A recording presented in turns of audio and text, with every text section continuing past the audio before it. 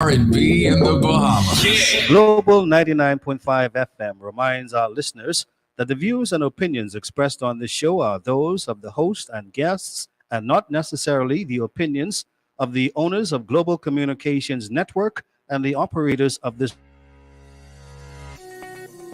Today can be the turning point in your life by making a simple decision. Fundamental questions of navigation. Where am I? Where am I going? And how do I get there from here? I invite the leaders of our planet to ask themselves these three questions before they make any crucial decisions. But if you don't make decisions, you're going to stay right where you are. We are all map makers. We are in a time of transition. If we're going to change, we have to change the direction that we're going.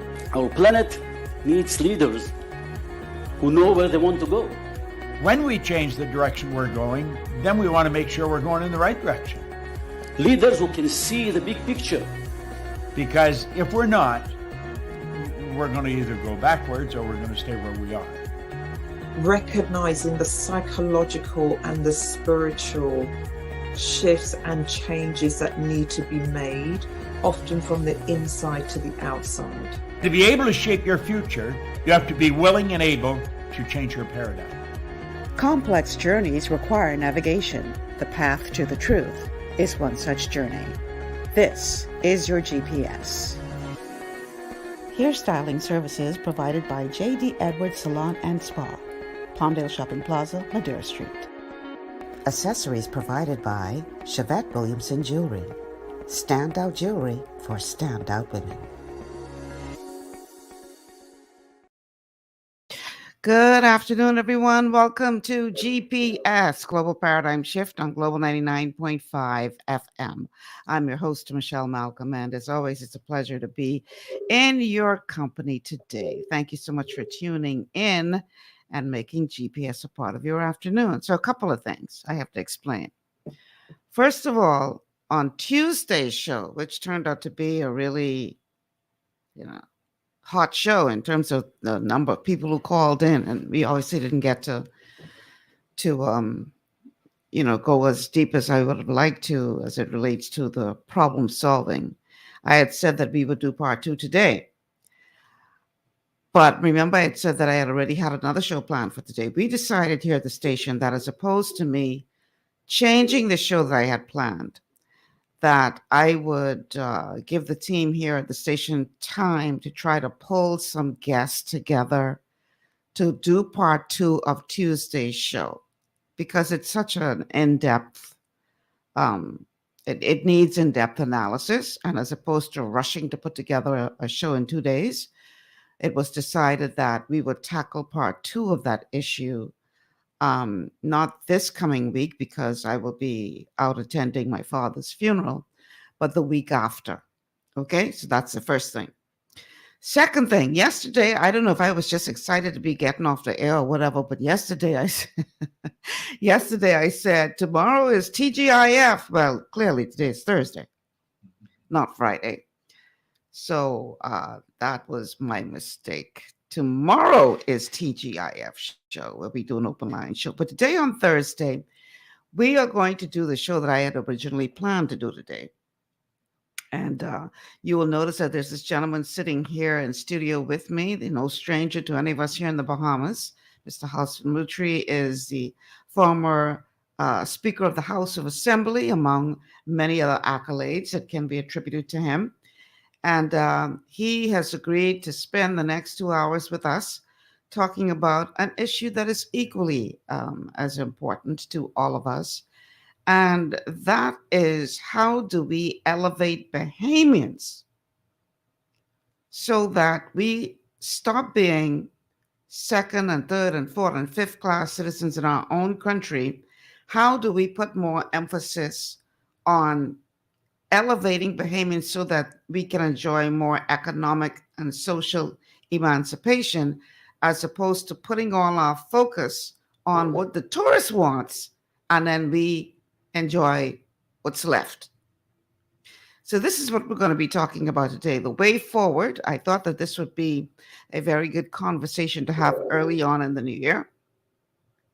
because Holly, this is our 50th year of anniversary of being a nation. And, this time we really got to look the way forward and see what we can do. I mean, after 50 years, we've made some strides, but there's still such a long way to go.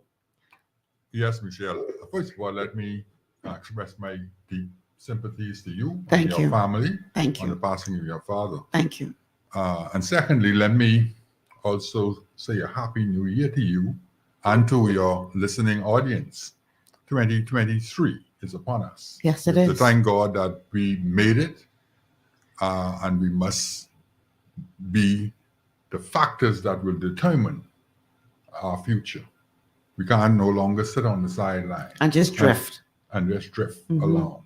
And so I believe that the first thing we need to do is to examine why we are the way we are and what is causing us to be the way we are in terms of spinning, in my estimation, just spinning wheels. And I believe, especially from my scientific background as a former chief meteorologist, that systems have to be examined because systems produce results.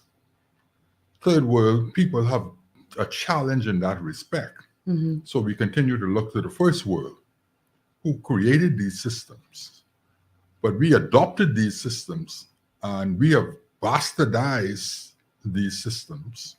Our political system, our education system, our banking system, you name it. And we have to examine those systems to determine why we are getting the results we are getting. And if they're still working for us. Exactly. Are they working in our best interest? And I would proffer that they are not working in our best interest because they're never designed to work in our best interest. Okay. Those systems that we have adopted, most of them are systems of oppression and subjugation.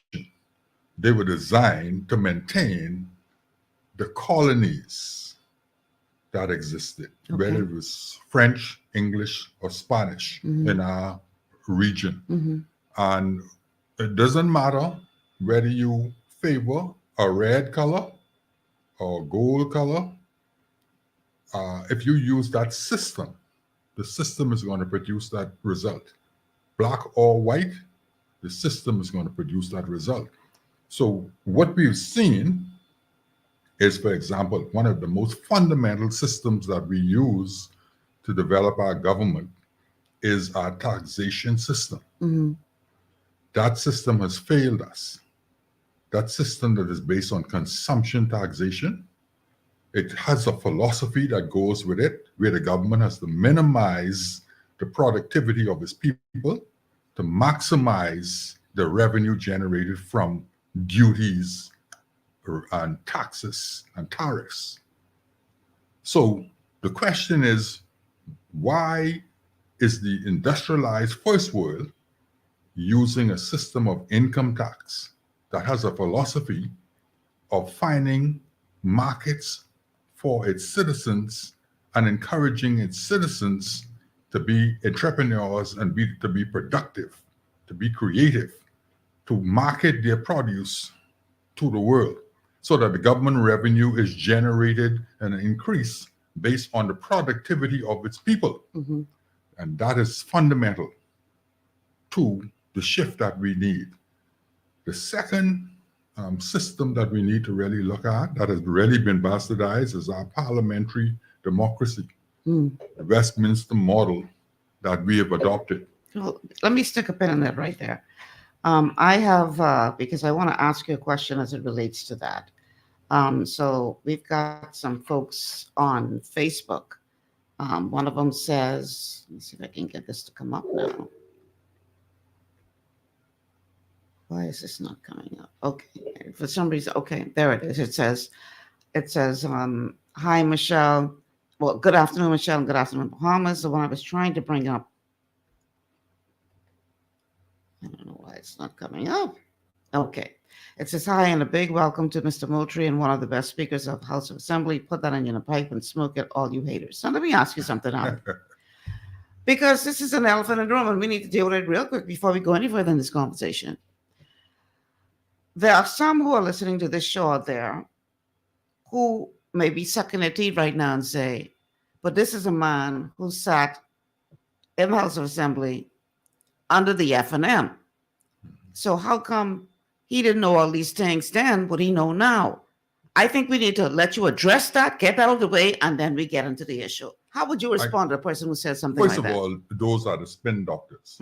But one good thing about history is you cannot rewrite history. Right. And the history will show that as early as 2018, we were elected in 2017. When the House resumed after the summer break in 2018, I started my advocacy, first of all, for the independence of the parliament or the legislative branch. Because the first thing I recognized was that the legislative branch was not independent of the executive branch or the cabinet. Okay. The cabinet controlled the legislative branch. The cabinet controlled the budget for the judiciary, which is the third arm of the government. So we had a circumstance where we drafted a parliamentary services bill to bring about the independence of the parliament. The prime minister at the time indicated his support of the bill, but it is very apparent that he didn't either get the support of his cabinet colleagues or he was deceptive in his communications with the speaker. Okay. Because the bill was never ever even tabled for the first reading.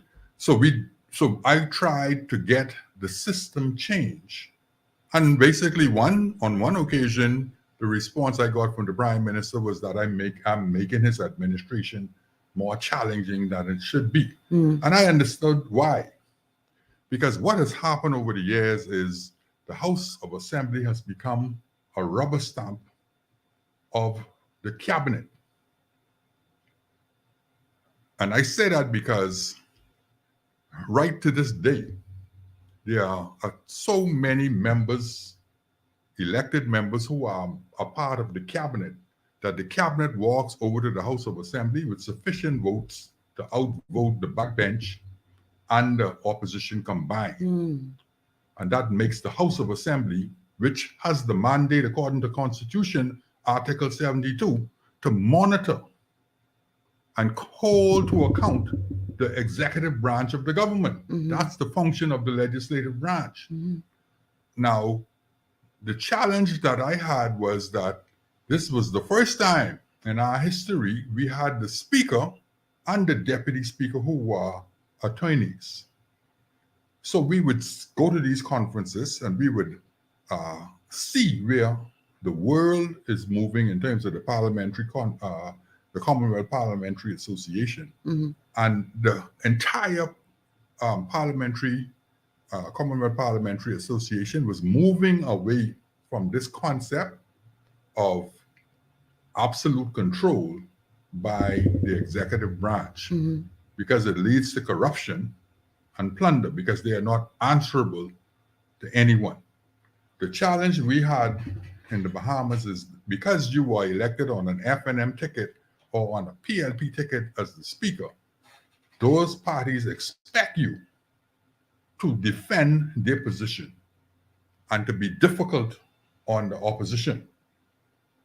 And so I decided I want to become an independent speaker, because in the industrialized, civilized world, whenever a speaker is elected, he resigns now from his party and becomes an independent So speaker. he could be neutral. So he can be neutral, or at least he have the appearance of non-bias, a non-biased approach. And so I tried to do that. I was challenged at every turn, because that was not what we were used to. So I had to take a firm approach so that the people at least could begin to understand why we are having the challenges that we're having.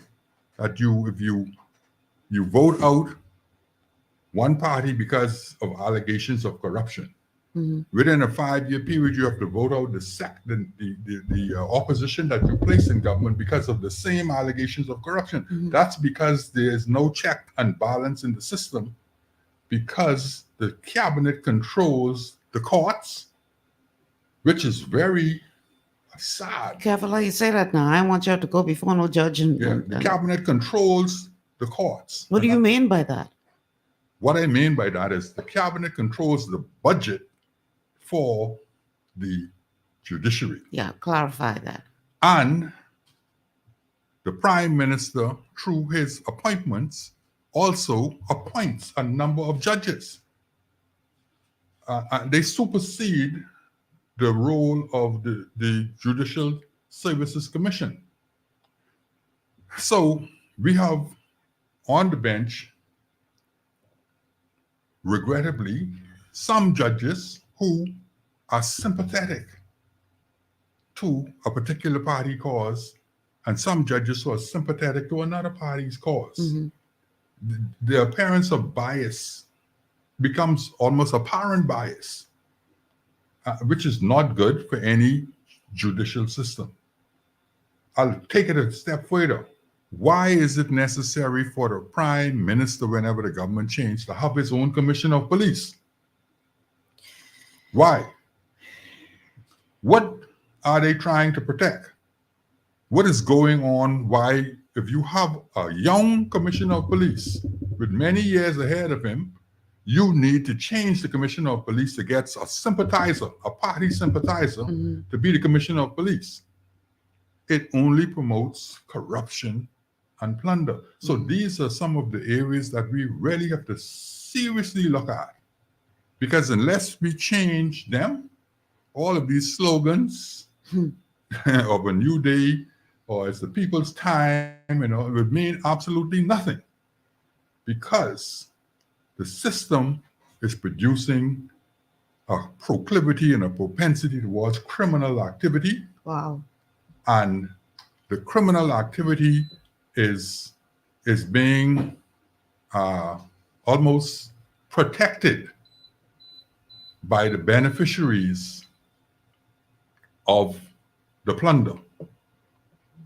So you would find that you would have a circumstance. I found out I had a circumstance where in certain instances, you would have agreement with the opposition, between the opposition and the government, on certain matters with respect to not changing the system. Right. Now, I see this new government has decided to bring a committee to examine the independence of the parliament. I don't know how far that is going to go. I'm hoping that it does produce some favorable and positive results. But believe me, I when I see it is when I believe it. Because quite frankly, Bahamians are kind of committed out. Everything is committee. We like to form committee, but we rarely see what those committees actually get accomplished. One of the sad realities of parliamentary democracy is that because the system has been bastardized, the committee concept and procedure in parliament is normally used to delay, to stall, or to nullify. In other words, when you see a matter sent to a committee, it's usually sent to the committee because the government doesn't want it to happen. That's like a graveyard, in other words. In other words, it dies in the committee. And that's one of the problems of the cabinet being in control of the legislative branch, because it is deeper than just the numbers of voters. Because what happens is the infrastructure of the parliament, which is in its 7 committees, the chief of which is the Public Accounts Committee, is the only committee where the opposition is in majority. The committees are the backbone and the really lifeblood of the parliament. But you cannot establish a committee without appointing cabinet ministers to the committees, because there are so many cabinet ministers. Right. So once you put a cabinet minister on a committee, the cabinet minister wants to be the chairman of the committee. And no member of the governing party is going to challenge the chairmanship of a minister of the government being the chairman of a committee. So it's really a farce. It is. And at the end of the day, the opposition don't have the numbers except on the Public Accounts Committee Right. to decide who the chairman of that committee would be. Mm-hmm. And so the parliament then becomes basically almost impotent in carrying out its constitutional function under Article 72, which is to hold the cabinet or the executive branch to account for its stewardship of the people's assets. So we have circumstances now where you would hear the cabinet making announcements. One of the saddest things that has happened since this new government came into power, for example, is this interference of the judiciary in certain cases. Explain that, please. Where there was a case where it was stated by the government that the government is going to give over $2 million, $2.5 million of the taxpayers' money to someone who has been maliciously prosecuted. Now, any lawyer would know that it's impossible to get a malicious prosecution in a circumstance where at the magistrate court level and at the Supreme Court level, no case to answer submissions were made on behalf of that person. And the court determined that sufficient evidence has been adduced to warrant a trial. So if the judge and the magistrate determine that sufficient evidence has been adduced to warrant a trial, how could the person be maliciously prosecuted? It just makes no sense. But as we stand today, the person has gotten $2.5 million of the taxpayers' money. The government then decides to settle another case, the BPL case, and then comes to the Bahamian people and say that there is a clause of no non-disclosure. We're talking about the public purse and the taxpayers' money.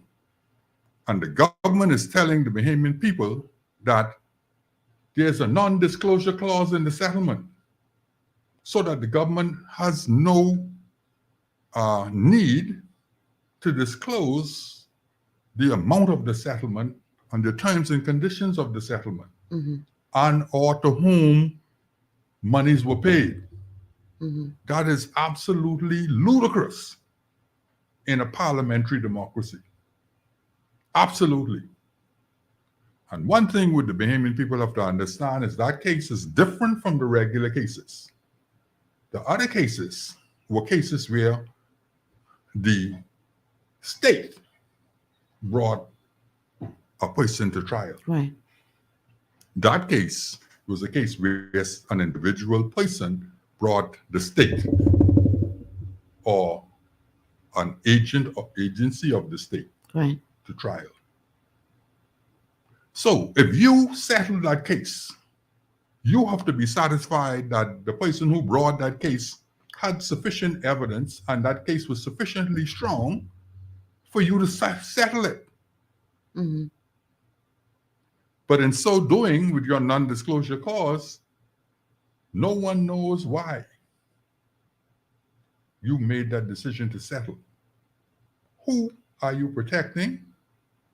Who was compromised? Who would have been compromised had this matter gone to trial and the information gone into the public domain? See, so there is so much wrong going on in this country that until the Bahamian people decide that as a people, we've had enough. We don't care if it's red or yellow, PLP, FNM, or whatever. We want the system to work in the best interests of the advancement and development of the nation. Mhm. And until we arrive at that point, all these cliches and slogans and so on will mean absolutely nothing. We have a circumstance in the Bahamas in the last general election. I call the government of the day a pandemic government. And the reason why I say that is because out of 198,000 people, only 30-something% of the persons voted for this government. Mhm. More persons, more Bahamians stayed home Right. who were eligible voters Mhm. than those who voted for the government or the official opposition. Mhm. So, in effect, really, the government, if you take the approach that this same government took when they had the referendum on gaming, Mhm.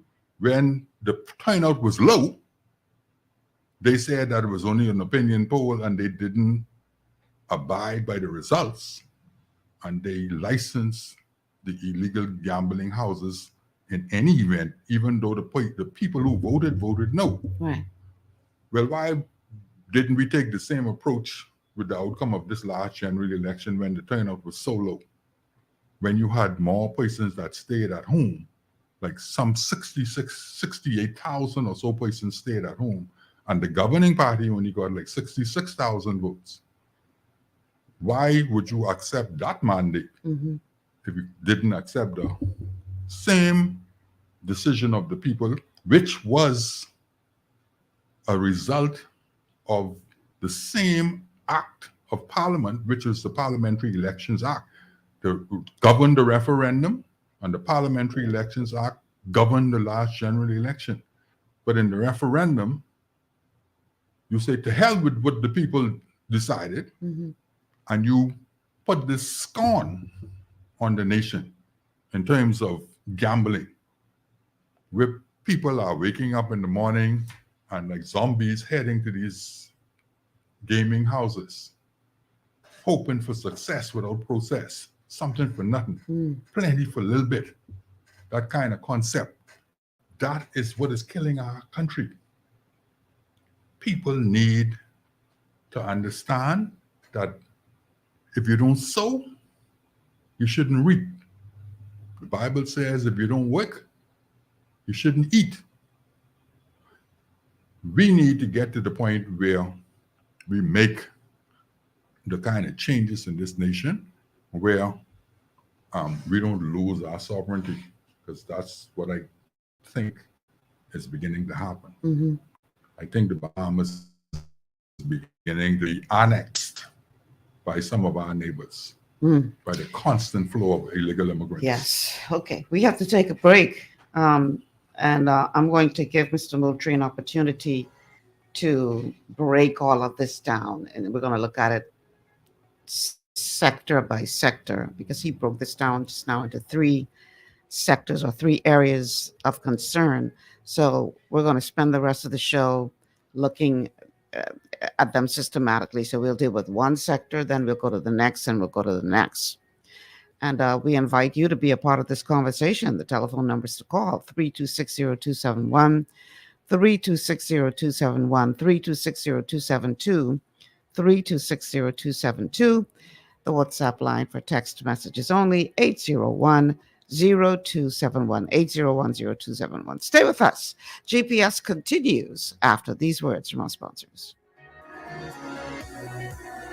Understanding your microbiome, also known as your gut ecosystem, can change everything you thought you knew about nutrition, digestion, immunity, and metabolism. Keeping your gut ecosystem healthy and balanced is essential. Ultimate Microbiome by Longevity was specifically formulated to optimize this ecosystem. It provides the advanced support your gut needs through prebiotic, probiotic, and postbiotic supplementation. Our unique blend of probiotics includes Lactobacillus and Plantarum, healthy bacteria that can help prevent harmful bacteria from taking over your gut. Increasing your gut's population of beneficial bacteria creates a more balanced gut microbiome, which has been shown to aid in weight loss, skin health, sleep, mood, and may even help with seasonal allergies. Ultimate Microbiome also promotes the production of postbiotics. Postbiotics are key to help regulate your gastrointestinal health. To enhance digestion, Digizyme Multi-Enzyme Complex, a blend of 5 specific enzymes, has been added to Ultimate Microbiome. It can help break down food so your body can better absorb nutrients. Plus, we've added our proprietary I-26 hyperimmune egg powder to aid in the elimination of disease-causing gut bacteria and help your body balance its immune response. Ultimate Microbiome, the scientific, proprietary, and holistic approach to gut health that helps optimize your body's entire gut ecosystem. To learn more, contact your longevity associate. Welcome to Sunshine Auto, the hardest place on the planet for a rims, paint, and tires. We are your auto superstore for rims, Lexani, Azaras, Trueform, Western, Lux, Fuel, Trackline, Tough, Rough Racing, Velocity, Mud, All-Terrain, and low-profile tires, cars, homes, and commercial window tinting. At Sunshine Auto, we put God first and customer is king. Glasses love. To stay healthy, it's crucial to make sure you get the nutrition you need every day. But it's difficult to get all your recommended vitamins and minerals from food alone. Even in the United States, 94% of people are deficient in at least one nutrient. Beyond Tangy Tangerine 2.0 by Longevity is a simple, convenient, and affordable way to help your body get the essential nutrients it needs. It's an advanced plant-driven multivitamin mineral complex that contains certified organic whole foods, trace minerals, and antioxidants. BTT 2.0 supports your body's natural defense system with a proprietary blend of energy-boosting and body-loving nutrients, plus prebiotics, probiotics, amino acids, and enzymes that support digestion. With an unusually high ORAC score of 8,000, you get even more antioxidants to help combat free radicals that can cause damage to your cells. But to get the most benefit and value from any multivitamin, your body must be able to break down the nutrients so you can fully absorb them. Otherwise, they'll just pass through your system without doing any good. Beyond Tangy Tangerine 2.0 was specially formulated with synergizing cofactors to ensure you get maximum nutrient absorption. Beyond Tangy Tangerine 2.0 is the easiest way to give your body the balance and complete daily vitamin mineral supplement it needs for optimal support of your overall health. To learn more, contact your longevity associate. This portion of GPS is brought to you by Tiki Bikini Hut at Junkanoo Beach. Great food, cool tropical drinks, and family fun in the sun. Welcome back to GPS, Global Paradigm Shift on Global 99.5 FM. Michelle Malcolm in your company, along with the former Speaker of the House, Halson Moultrie. And we are here talking about the way forward. What are some of the changes that we need to make as a nation to our systems to ensure that we elevate Bahamians to their rightful place as first-class citizens in their country, not people who are waiting around to see what crumbs fall from the table of the foreign investors or the politicians or the few wealthy families that we have in this country, just to wait around and see what they could get, the crumbs from the table. High time, 50 years in, that we need to find a way to elevate all of our people. And this is what we're talking about today. Telephone numbers to call 3260271, 3260271, 3260272, 3260272, the WhatsApp line 801-0271, 801-0271. Okay, prior to the break, Mr. Moultrie had some very interesting things to say as it relates to the relationship between the cabinet, the House of Assembly, even so far as the judiciary, and the fact that cabinet determines the budget of the judiciary. This is deep stuff. Depending on when you talk to somebody, say these fighting words, Mr. Moultrie. But if we don't fix the system, it doesn't matter which color sits in the seat. That's the point I think you're trying to make. That unless the system changes, we are looking for a continuation, because like it or not, everybody goes in with good intentions, but they say the road to hell is paved with good intentions. And power corrupts. So you go in with good intentions, but you get in there and a little sweet. Now all of a sudden you don't want to answer your calls, avoiding people, and you got this attitude. So what do we need to do? What do we need to put in place? How do we change the system to ensure that the elected officials that we put there remember that they were put there as our servants? And I know that, it sounds good to say that, but that's more than just a theory. That is more than just a theory. Would you agree? Yes, the system, the Westminster model, is a model that I believe can actually really work in the best interests of the people. Right. But the Westminster model has certain conventions that we do not keep in the Bahamas. Like, for example, in the House of Commons, the House of Commons do not permit the cabinet to grow beyond 20% of its composition. In other words, when the cabinet goes to the House of Commons in the United Kingdom, they do not have sufficient votes to ram legislation through and to pass resolutions without gaining the support of the backbench, right, and without gaining some support from the opposition. So what that really produces is a parliament where, because you only have 20% or less of the composition of the parliament, you have to function in a way to persuade the backbench and the official opposition, which would lend to a real debate and a real check and balance on the activity of the cabinet. And that is what we are lacking.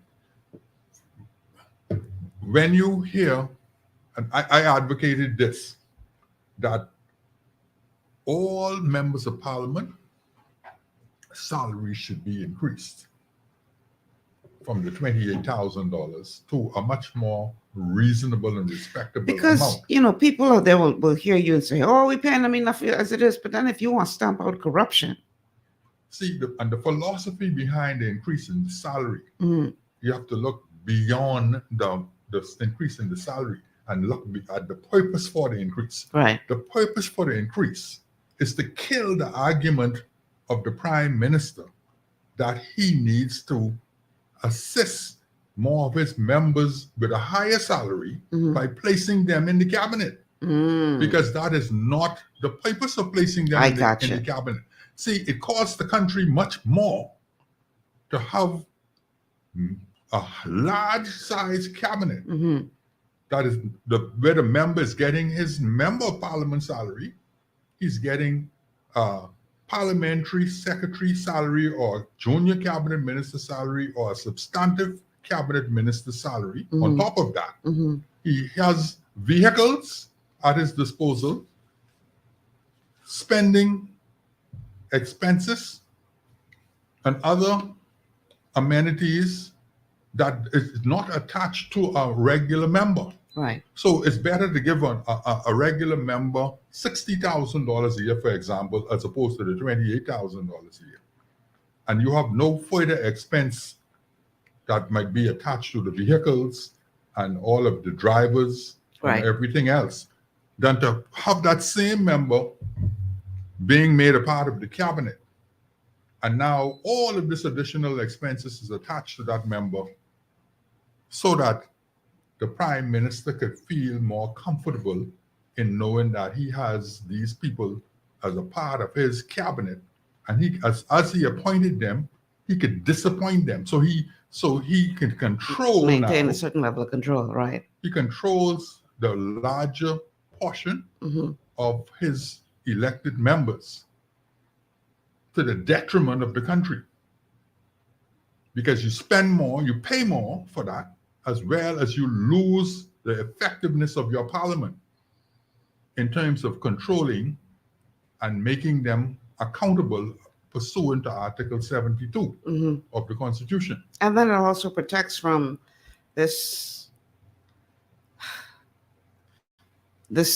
whole dictatorship attitude that some leaders tend to lean towards when they feel that they have absolute power. It's like they won't become the next Napoleon or the next Mussolini, or they become a dictator. It leads to that totalitarian control. It leads to that because the prime minister would know that if you don't do what I say, then I disappoint you, because you have a few backbenchers waiting to replace you. And so at the end of the day, when cabinet ministers begin to enjoy a certain lifestyle, they just fall in line and do whatever the prime minister wants, because at the end of the day, it's a large cut in salary if you are disappointed as a cabinet minister.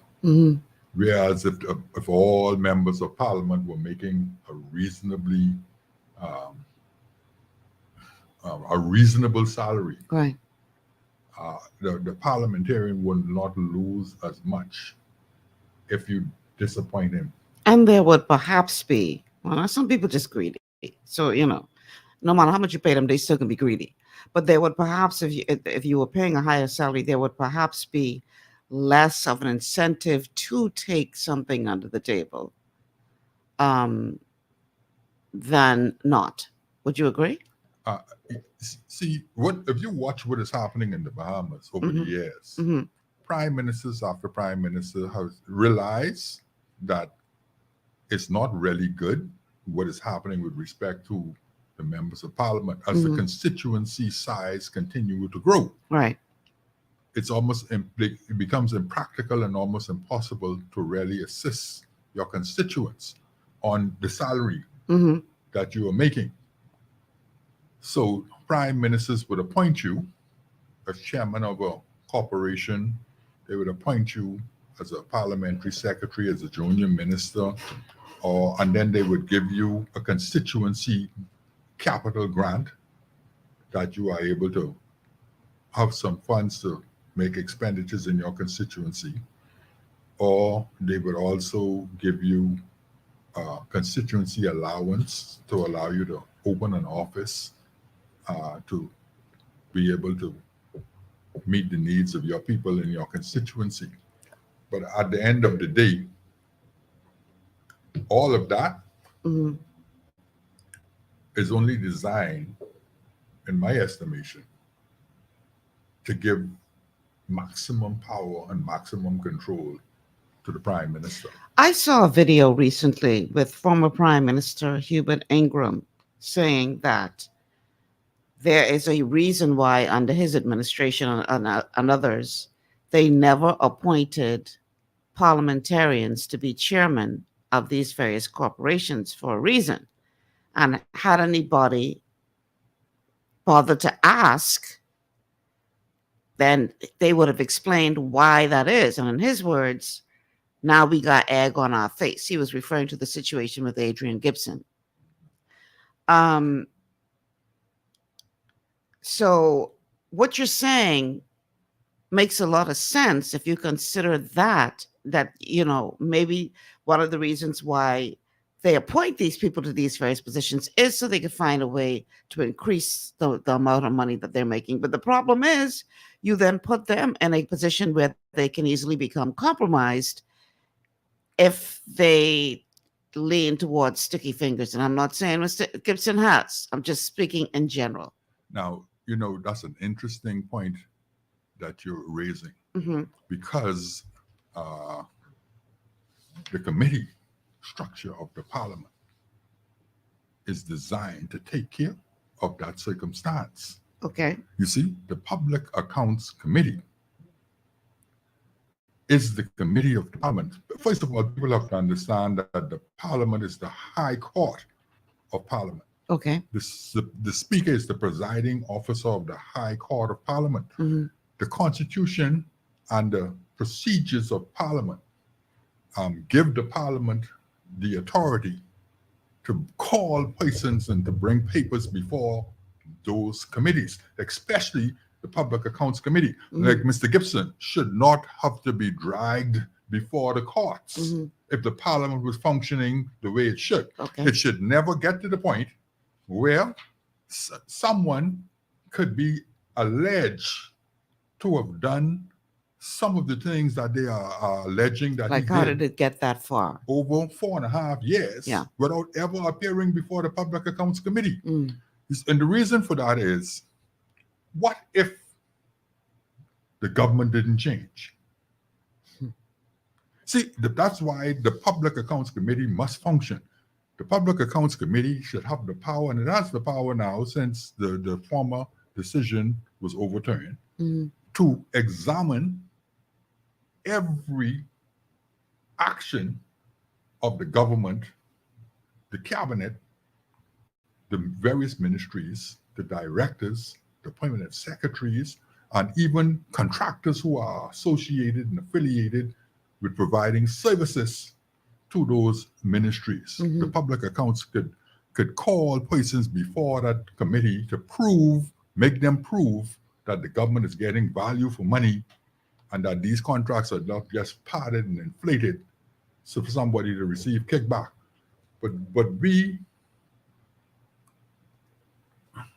don't function the way we should function. And for the record, just so we can understand, that Public Accounts Committee is headed by the opposition, It's correct? by the opposition. That's the So- only committee with majority members of opposition. So why is it that the opposition party, and I'm not just speaking in the context of the last administration, because this has been going on, what you're describing now for a little while, I would think.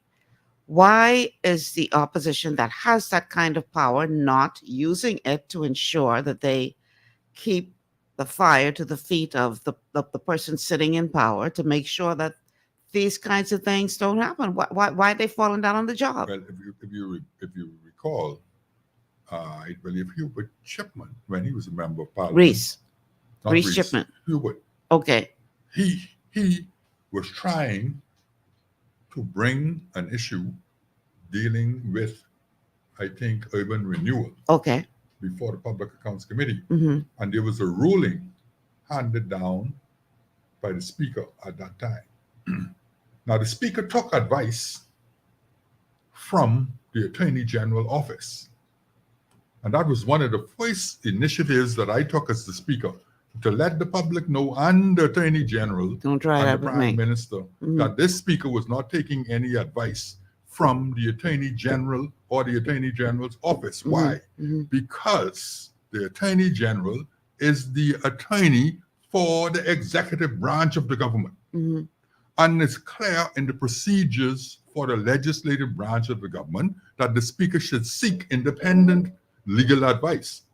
And the reason for that is naturally the advice coming from the Attorney General office will be biased in favor of the executive branch. Right. So they gave, in my estimation, the former speaker bogus legal advice. I mean, just absolutely bogus advice. And he made a ruling that tied the hands of the Public Accounts Committee. And so the Public Accounts Committee could not function because within the advice given, the advice was that listen to this advice now coming from the Attorney General office, until accounts are audited in the ministries, until accounts are passed on to the speaker, until accounts are tabled in the House of Assembly, the Public Accounts Committee had no powers to investigate. It's absolutely ludicrous. In other words, what they were saying is that if the Auditor General is either delinquent or sympathetic towards the governing party and refuse to audit or produce audit reports, It'll no, never happen. the public accounts cannot examine those accounts. Right. The committee cannot examine those accounts. Take it a step further. If the speaker is a speaker who is either intimidated or controlled by his political affiliation to the governing party, the speaker could sit on the reports and not table them, which will also inhibit the Public Accounts Committee from being able to call persons before the committee. And the third part of the ruling is that they have to be referred to the Public Accounts Committee. Well, guess what? When you analyze all of that, the result of that is the control of the Public Accounts Committee is taken from the leader, from the opposition party, Right. and placed under the control of the majority party. So what supersedes what? How is it that whether the advice came from the Attorney General or whoever, does the ruling of the Speaker of the House supersede the rules of the House? Because I would think that the rules as it relates to that committee were already written. So can a speaker, and please correct me if I'm wrong, so can a sitting speaker say, okay, this may be what is written as to how this is supposed to operate, but I'm going to make a ruling today that's going to change all of that. What supersedes what? Well, the speaker, when the speaker makes a ruling, you can bring a substantive motion to try and have the speaker ruling overturned, right? But don't forget now, this is what I'm talking about. You would then be placing the control of the Public Accounts Committee back into the majority party's hand. Because once the speaker makes a ruling in his interpretation or her interpretation of the rules of procedure, you have to then bring a substantive matter before the parliament to be debated by the parliament, for the parliament to decide whether the speaker's ruling should be overturned. So when you do that, the majority party has the control and the votes in the parliament. So suddenly, the opposition, who had control of the Public Accounts Committee, would then take over the control of the Public Accounts Committee. Now when I was speaker, we had a circumstance that developed because of that ruling, where the government brought a Fiscal Responsibility Act to sort of prove to the public and international lending institutions that the government was functioning in a transparent and accountable way. Well, that, in my estimation, that act is not worth the paper that is written on, because that act defeats the purpose of the Public Accounts Committee. And no parliament should be passing any law that is unconstitutional in the sense that it would deny the parliament the opportunity to examine, pursuant to Article 72, the activities of the executive branch and the cabinet of the country. To do that is unconstitutional. So when you see the parliament can pass any law. They can also pass unconstitutional laws, but you don't get to discover whether the law is deemed unconstitutional until someone challenges it before the judiciary. That's why it's so important for the judiciary to be independent. Truly independent, right. Because if the former prime minister, he made a statement one day in parliament that shocked everyone. He said that there will come a time and occasions when the government might be required to violate the Constitution unconstitutionally. I heard it. Yeah. I heard it. When you have a circumstance like that, with the kind of majority that the government had, where if the prime minister decided to do something that was unconstitutional, and everybody just put their tail between their leg and do whatever he want them to do because he's the then you have to go to the courts for a remedy. and But if the courts yeah, I get your have a point. challenge I get your in terms point. of dealing fairly Right. and equitably with Then we got ourselves a problem. with the parliament. You have Okay. a challenge. We have a call on the line. Caller, welcome to GPS. Good day, Lady Malcolm and your guest. Very Hello. interesting.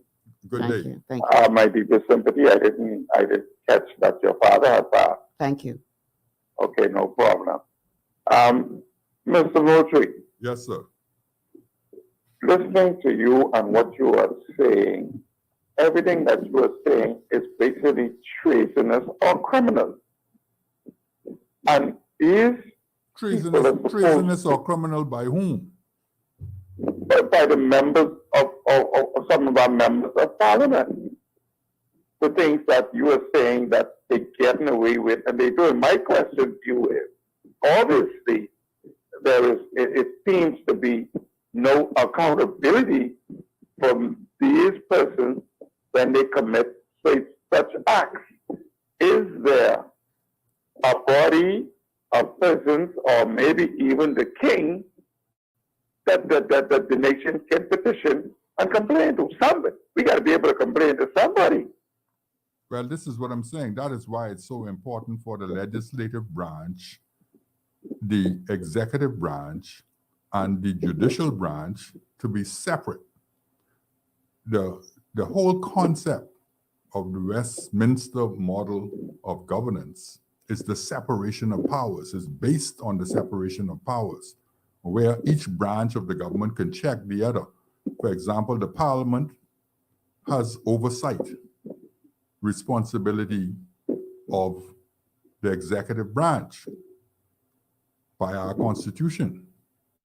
The judiciary then interprets both what the parliament does and any policy decision made by the executive branch. That's why it is so important for the judiciary to be independent, because at the end of the day, the judiciary can examine the acts of parliament and determine whether they are constitutional or unconstitutional. And by judicial review, the judiciary can also examine the policy decisions and any administrative decisions of the government to determine whether those decisions should be quashed.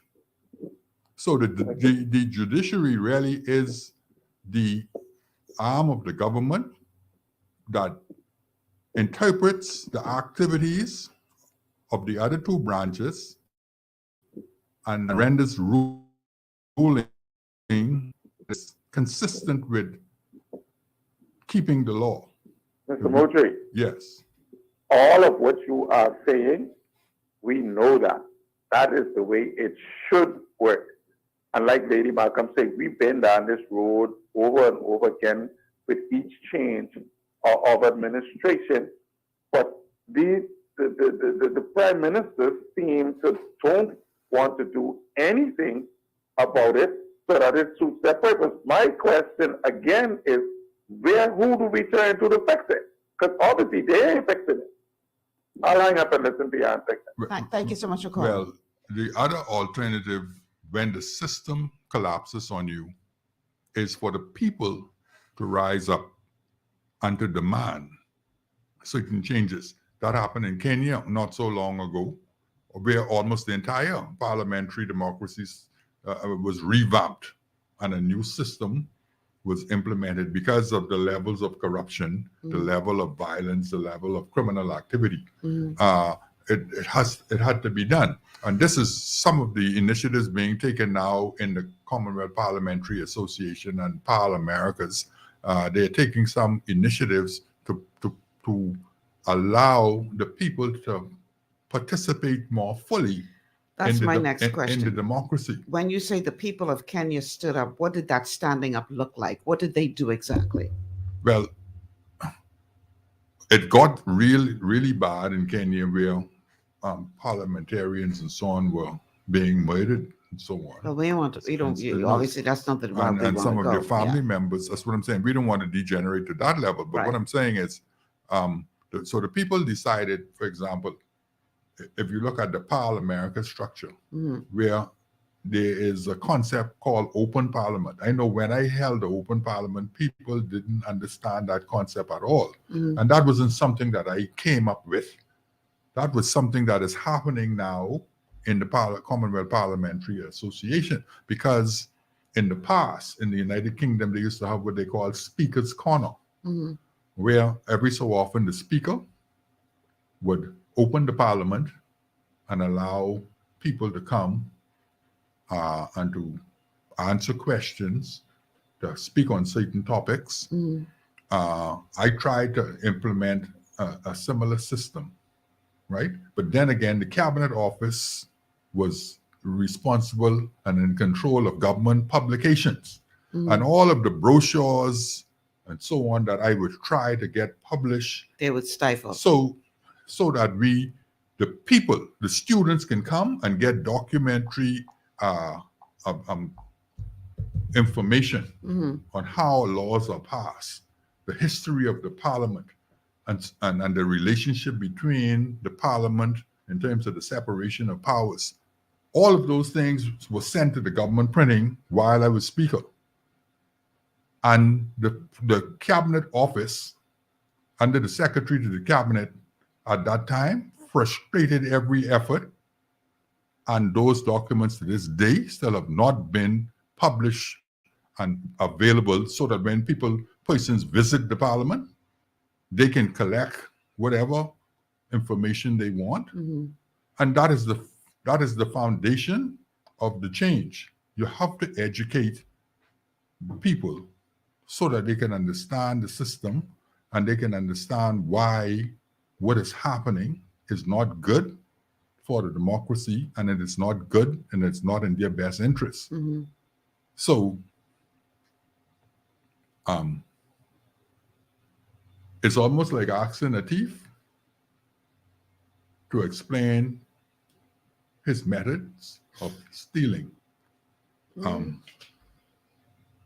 the persons who are trying to prevent them from stealing. You see, so the people elected us when we were there as representatives, right? Mhm. That's part of our role, to represent the will of the people. That is degenerated now into representing the will of the party. And in some cases, the will of one man, not even the whole party. Exactly. If you examine the history of our parliament, Mhm. you will discover that until 1953-54, when the first party was formed, Mhm. members were elected and they would come to parliament with the petitions of the people. Listen, man, I'm old enough to remember when I was a junior reporter and I got the opportunity to cover the House of Assembly. I was so excited that I actually got to cover the House of Assembly. And I remember very specifically times of question and answer. The opposition would put in questions, and there was a specific time on the agenda when the leading party would have to come in and answer those questions. There was actually a time on the agenda for that very purpose. That used to happen in this country. Yes, that is a part of why I say the system has been bastardized, because that is still on the agenda. Just it's ignored. Like, for example, the second Wednesday of each month Mm-hmm. is supposed to be the date on the calendar when questions are answered. Right. Now, I was advocating as speaker that there should be a specific time where there's a question period directed at the prime minister only. Mm. And then there should be the regular time when other ministers of the government are answerable to the people. Mhm. That's the purpose of the parliament. But guess what? When a certain party was in power, they amended the rules that unless the majority party or the parliament determines otherwise, they inserted that phrase so that on either one or two things would happen. On the second Wednesday of the month, either the government leader of business and parliament would not have a parliamentary meeting, the parliament won't meet. Mm-hmm. So they form the schedule so that the parliament never meets on the second Wednesday. Mm. And when that slips, and they get in parliament on the second Wednesday, through some negligent act in terms of them not scheduling it out, they use that portion of the rules to say that what the government is proposing today supersedes this period, and the government is determining at its highest. through a resolution that they go according to the next agenda or the regular agenda. So we have circumstances where persons who are elected and ministers in particular are not accountable and do not answer questions. So it got to the point where, as Speaker, I decided that I would begin to put questions to the various ministers. Mm. And of course, as Speaker, you cannot force the minister to answer. Right. But no minister want to be on record as denying the Speaker when the Speaker put a request to him to answer a particular question. Mm-hmm. But you need to have an independent Speaker to do that. Because if the Speaker is not independent, the caucus of the party will cause the Speaker not to do it. Mm-hmm. Mm-hmm. That is why that is so fundamentally important to our parliamentary democracy, that the Speaker be an independent member of Parliament, whether or not he is or she is elected on a particular party ticket. The Speaker should resign and become an independent member of Parliament, and the two major parties should not oppose the Speaker in the ensuing general election. That is the way it is done in almost all of the industrialized first world nations that are part of the parliamentary Commonwealth Parliamentary Association. I want to read a text and then we're going to go to a break. This says, please tell Mr. Moultrie, many of us in the public felt that all the members of Parliament dropped the ball and let us down when former PM Dr. Minnis made that terrible statement that he may have to do some things unconstitutional to the Bahamas and Bahamian people. Many of us, the public, felt that the members of Parliament should put their foot down and come hard against the Prime Minister for that. How dare he say such a thing in the Bahamian Parliament? That was a serious threat. All right, we are going to take a quick break. On the other side, we're going to continue this really fascinating conversation with Mr. Halson Moultrie, former House of Assembly, and we're going to, we this show flows where it flows. And so far, it's been flowing just about our parliamentary system. But I want to talk about some other things as well, because he's produced a document called The Way Forward. And I want to address some things that he touched on in that. So that is on the other side of the break. Stay with us. This is GPS. Your body's immune system is under constant pressure from things like stress, lack of exercise, and toxins in the environment. It's crucial to be proactive and support your immune system with the nutrients it needs to function effectively. But it's often hard to get these nutrients from food alone. Introducing fast-acting Zinc Plus Immune Support by Longevity. Unlike zinc-only supplements, Zinc Plus Immune Support builds on the proven power of zinc and adds complementary nutrients to give your immune system extra support. Vitamin D helps balance the effects of zinc, while our proprietary blend of natural fruit and root extracts provides the extra help your immune system needs to work against daily stressors. And we've included Longevity's exclusive plant-derived minerals to give your body the minerals it needs but can't get from food alone. And because Zinc Plus Immune Support is delivered in a great-tasting sugar-free berry-flavored lozenge, it encourages quicker absorption of all these nutrients into your body. Zinc Plus Immune Support. Zinc plus the extra support your body needs to promote a healthy immune system. To learn more, contact your Longevity associate. Welcome to Sunshine Auto, the hardest place on the planet for rims, tints, and tires. We are your auto superstore for rims, Lexani, Azaras, Trueform, Western, Lux, Fuel, Trackline, Tough, rough racing, velocity, mud, all-terrain, and low-profile tires, cars, homes, and commercial window tinting. At Sunshine Auto, we put God first and customer is king. Black is love. It's gotten harder and harder to get your daily requirement of vital nutrients from food alone. Without additional vitamin and nutrient support, your health and well-being can suffer drastically. That's why Z-Radical was specifically formulated. It combines a blend of antioxidant-rich vitamins, minerals, and botanicals with the protective powers of fucoidan to help fill the gaps from lack of nutrients in your foods. The core of Z-Radical is fucoidan, a naturally occurring polysaccharide that helps stimulate immune reaction, protecting you against inflammation and oxidative stress. We harvest this powerful mineral-rich nutrient from brown seaweed, harvested only from the world's most pristine ocean waters to ensure the purest quality. It's then extracted using cold process technology to ensure maximum levels of bioavailability. Then we add essential vitamins that help to protect your cardiovascular and nervous systems and are crucial for optimal immune and neurological function. Z-Radical also includes a proprietary blend of delicious antioxidant-rich fruits and berries. This great-tasting combination helps your body combat free radical imbalances that can contribute to a variety of degenerative conditions like arthritis and heart disease. Z-Radical. Experience the power of fucoidan with antioxidant-rich berries, 8 essential vitamins, and more to provide you with potent health benefits. To learn more, contact your Longevity associate.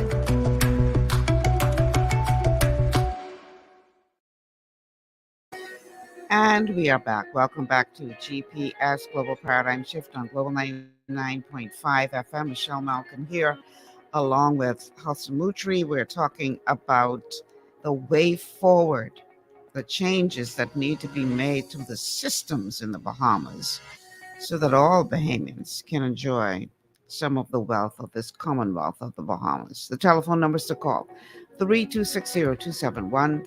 3260271, 3260272, 3260272, the WhatsApp line for text messages only, 8010271, 8010271. I want to read a document that is a short thing that has been written by Mr. Moultrie called The Way Forward. It says, we are still climbing our mountains of ownership and self-determination towards social and economic justice.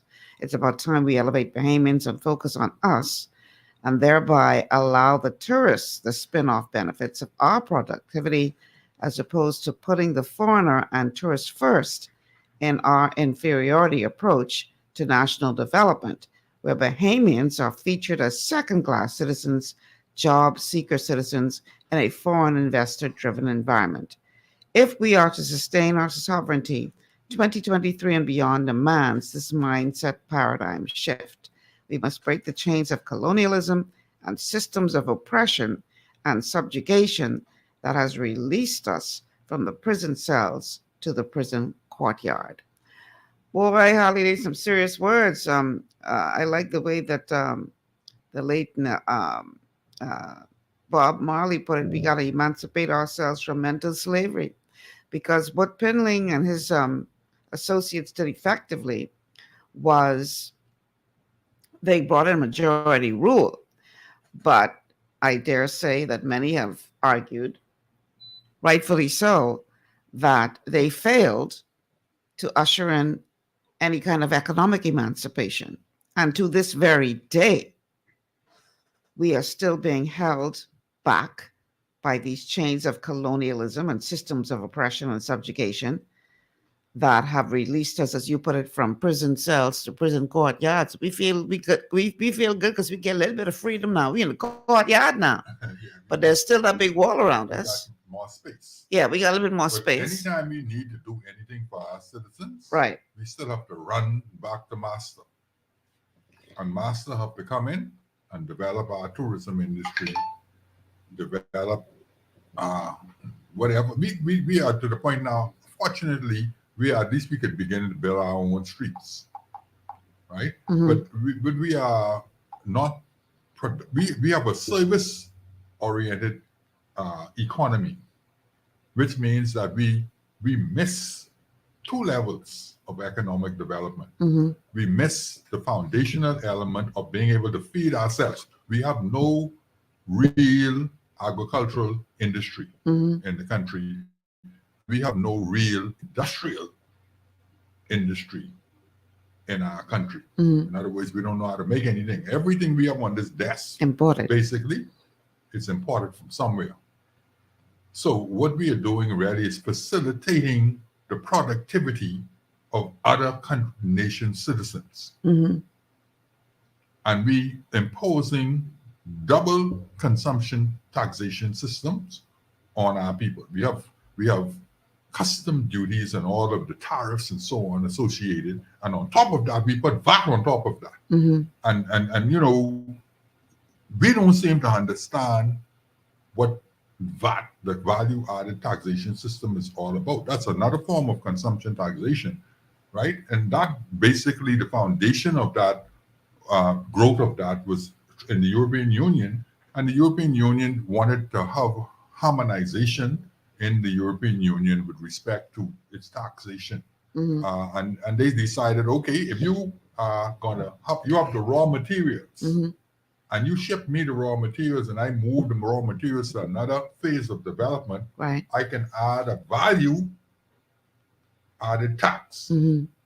for each phase of the product until it gets to the finished product. Mm-hmm. But we don't add any value to anything. We purchase a finished product, Mm-hmm. right? And we penalize the Bahamian people because the Bahamian people cannot make that product. That's what we do. We force you to pay, for example, a penalty because we can't make this headphone. Mm-hmm. And then we say we are advancing the country in terms of our development by penalizing our people because we are unproductive. Well, the truth be told, Mr. Moultrie, and I'm sure you can expand on this, the revenue got to come from somewhere. Now, they are trying, I say they, the powers that be, they're trying to be creative in ways that they raise this revenue without it. You know, they'll say, we're not going to raise taxes, but then some fees going up on something, which Let are, me- in let me essence, tell you taxes the being great raised. myth. When I studied law, I was, at the time, to my knowledge, I was the only Bahamian who Mhm. studied income tax law. Mhm. And the other students thought that, hey, Moultrie, you got to be crazy to study income tax law. And we ain't got no income tax in the Bahamas. Right, but I said I wanted to understand the philosophy, and I wanted to know why third world colonist countries Mhm. were using consumption taxation, and the first world colonists were using income tax. Mm-hmm. And I discovered that the philosophy of the taxation system was what distinguishes us. So they continue, they want to maintain this Commonwealth. This is one of the reasons why I said we need to break away from this colonial system. Mm-hmm. They want us to be their market. That's the only use they have Consumers. for us. Mm-hmm. Mm-hmm. So we are the market Mm-hmm. for their products, Right. right? But we don't produce them. Mm-hmm. But the third world, globally, between the tropic regions and equatorial regions, has most of the natural resources of the earth.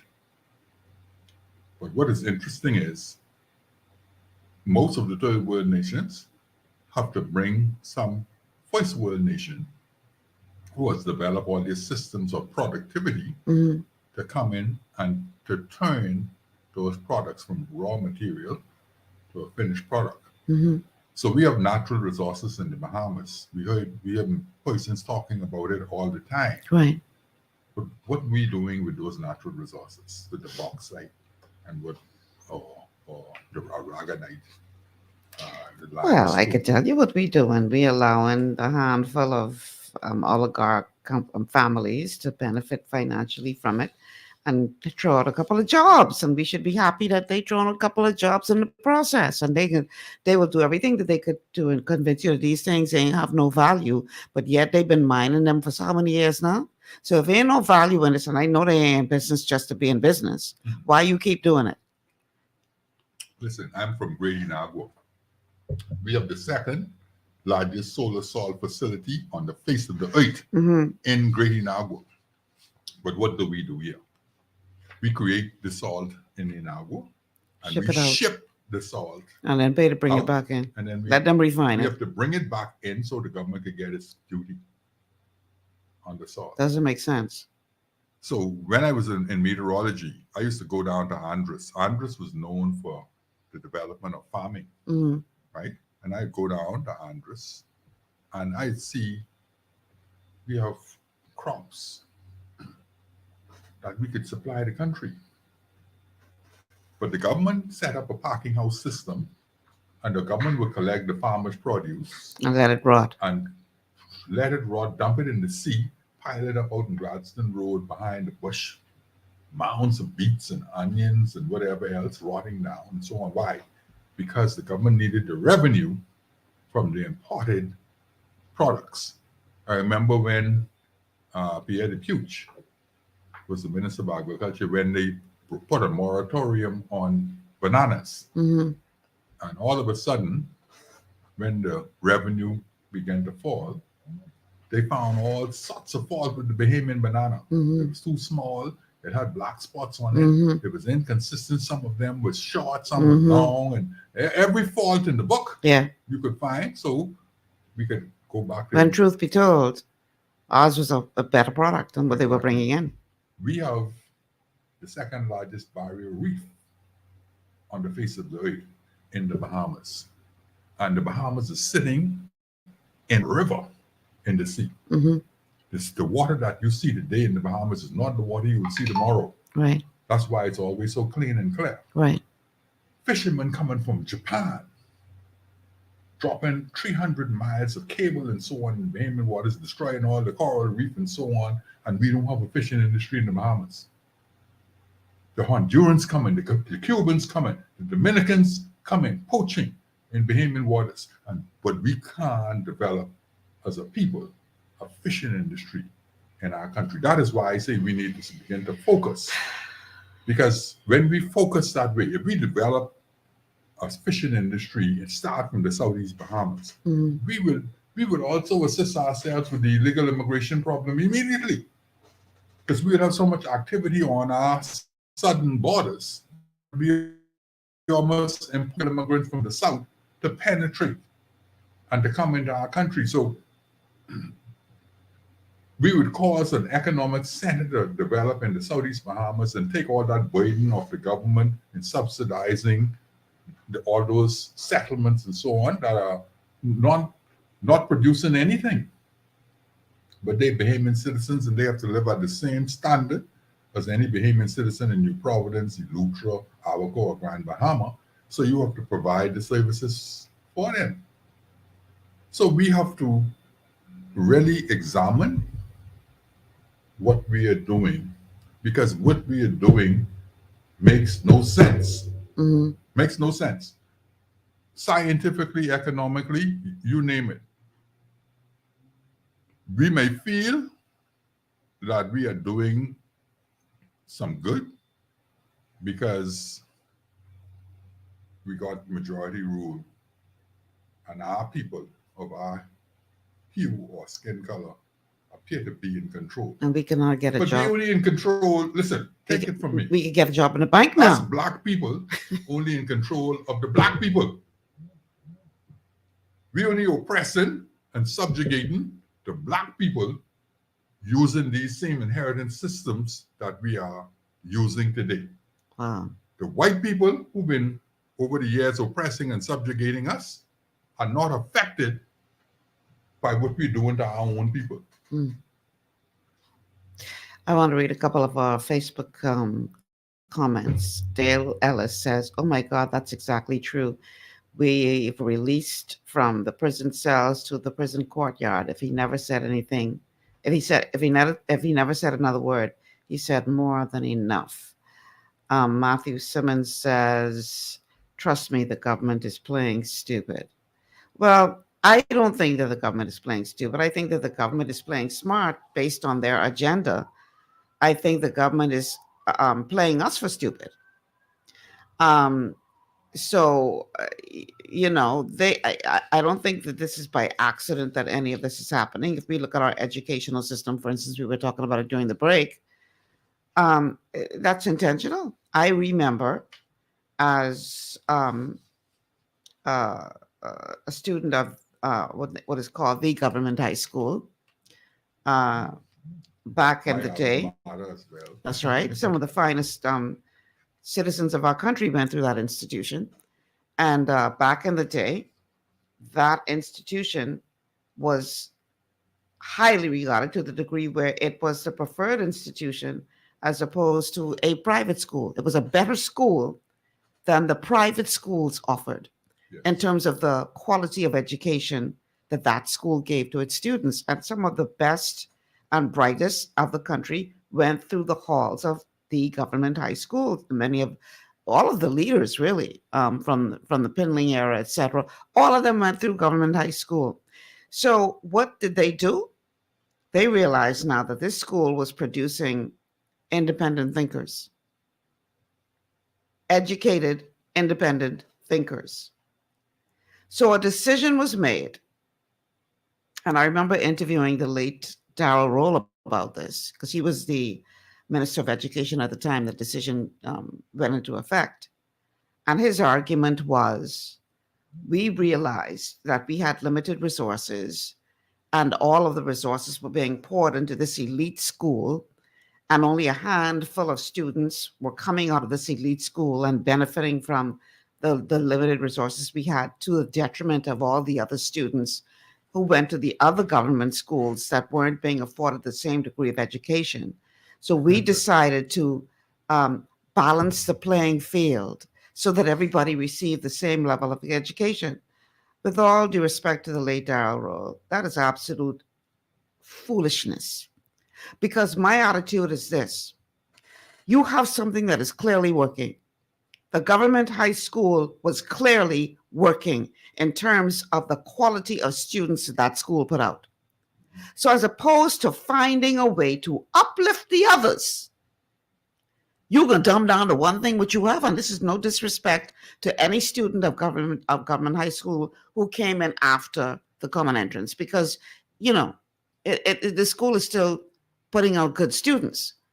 But compared to what it was, compared to the level of education that that school offered, compared to the many leaders that were produced by that school, to the point where it is today, for in many instances, just passing kids out, like you call it social promotion. Social promotion. You get old enough, you go to the next grade, whether you learn anything in the grade before or not. So you're putting out these bunch of students who are functionally illiterate. What good does that do for the nation? How you could tell me that made sense? It doesn't. It doesn't make sense. Let me tell you, and you hit the nail on the head. See, imagine a level of thinking coming from a government that says, let's make everybody ordinary as opposed to raising everybody to an elitist status. Because you had a combination of events going on there. Mm-hmm. Not only did they take away the status of the government high school, they introduced social promotion in the public school. They killed the merit system that was in the school. Right. So that you had to merit your way from grade to grade. Right. You had to pass exams. You had to attend school.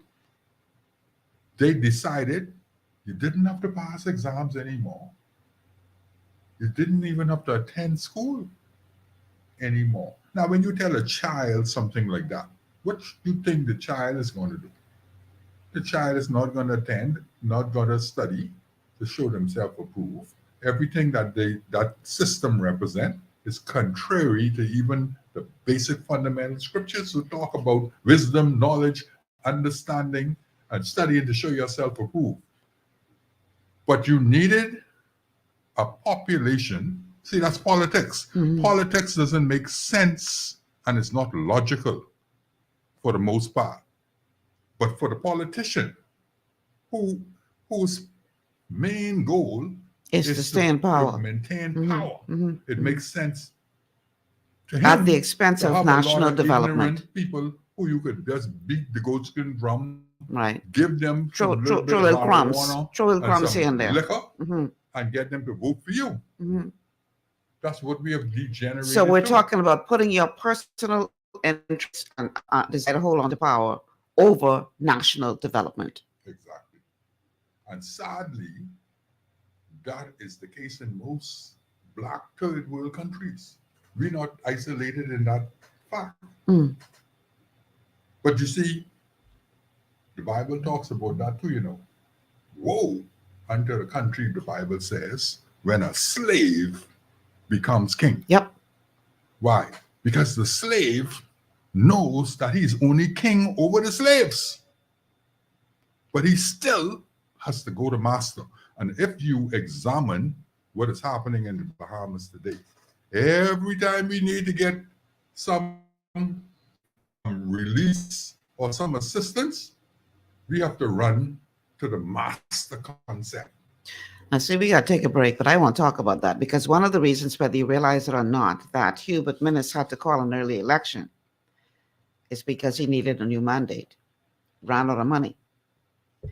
And if we keep going in this direction, I dare say that we're going to find ourselves even deeper under the control of the massa, otherwise known as the IMF. And when you talk, or the IDB, or the World Bank, and when you're talking about borrowing at that level, or the Chinese, well, that's another story. But when you're talking about borrowing at that level, know that these people ain't giving you this money because they like you. Nothing from nothing leaves nothing. You come into them for a loan, buddy, you better know there's going to be some terms in that. That may not necessarily be so good for your people.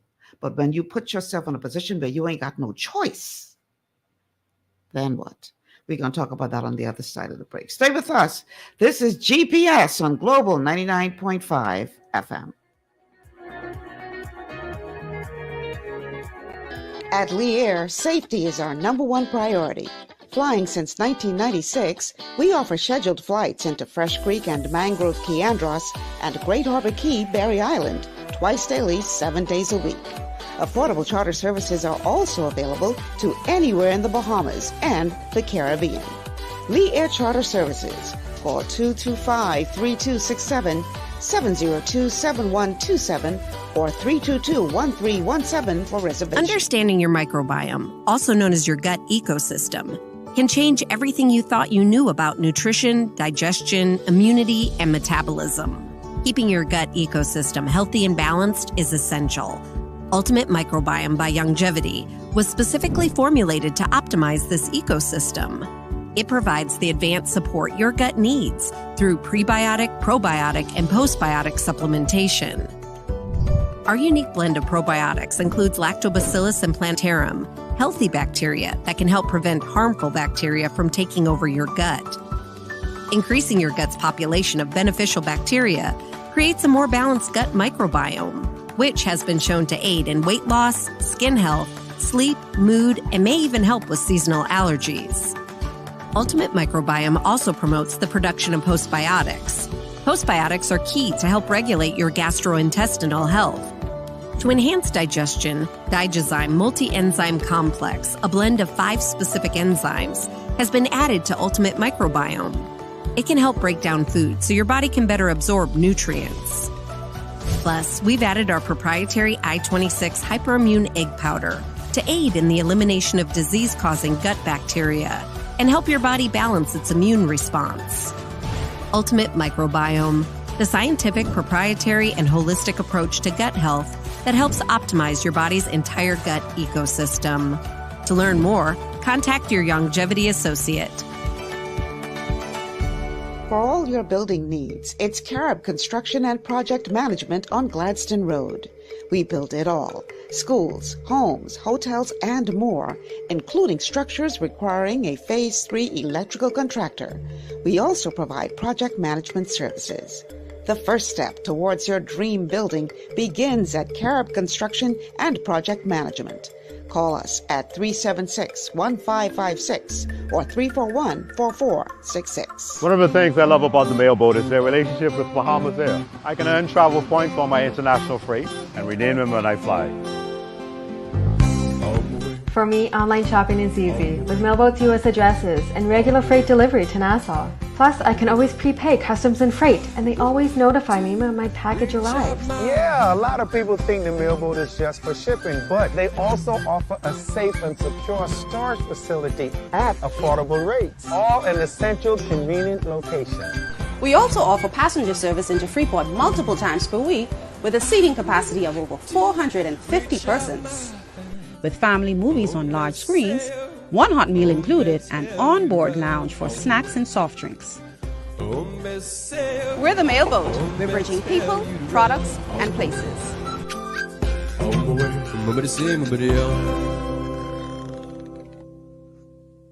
Executive Printers is your one-stop shop for all your branding and customization needs. Letterheads, envelopes, business cards, invoices, share and gift certificates, rubber stamps, vouchers, funeral programs, brochures, flyers, banners, and promotional items like mugs, water bottles, mouse pads, and key rings. All with personable service and great quality. No project is too small or too large. For great turnaround and competitive pricing, make an executive decision. Call us at 393-5011. Oh boy, if y'all could only be a fly on the wall and had a conversation with the state police while we off air. My Lord. This is GPS, Michelle Malcolm in your company, and my guest today is Halson Moultrie, former Speaker of the House. The telephone numbers to call 326-0271.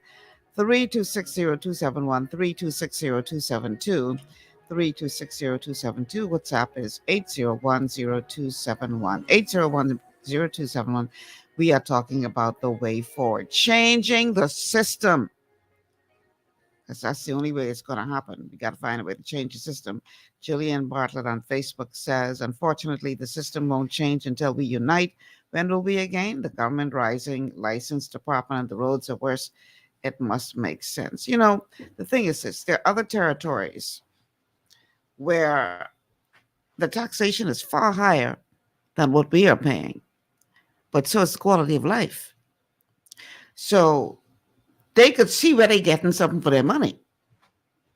They could see where they have quality free health care. They could see where the educational system is working as it ought to be working. They could see the value that they're getting for the money that they're paying in higher taxes. The quality of life is incredible.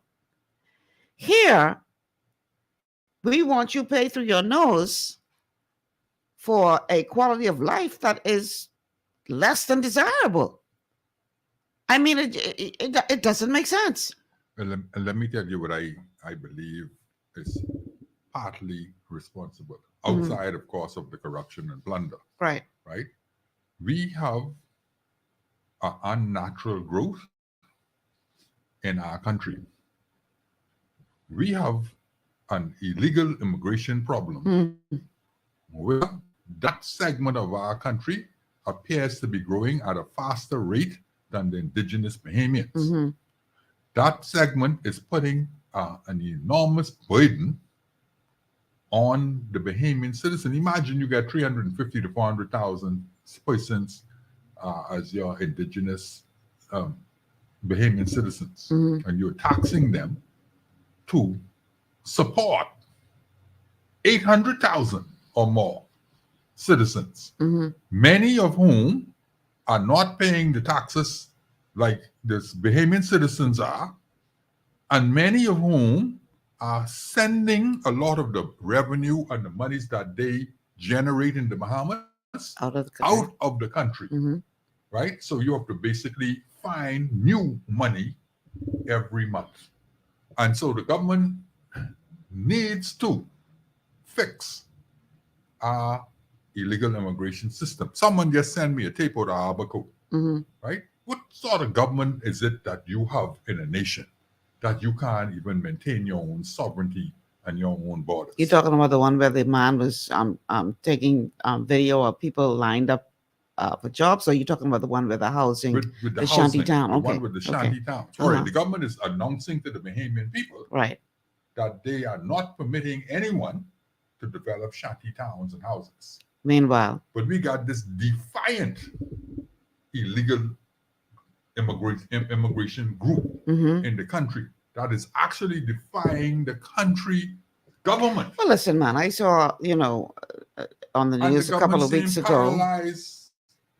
Well, unable to do anything about if they paralyze, they won't be paralyzed. They paralyze themselves. I saw something on the news a couple of weeks ago where they were interviewing a Haitian national, and his attitude was, I blame the government for this explosion in the shanty towns because they see us building and they ain't doing nothing. So now it's too late. The house is done built.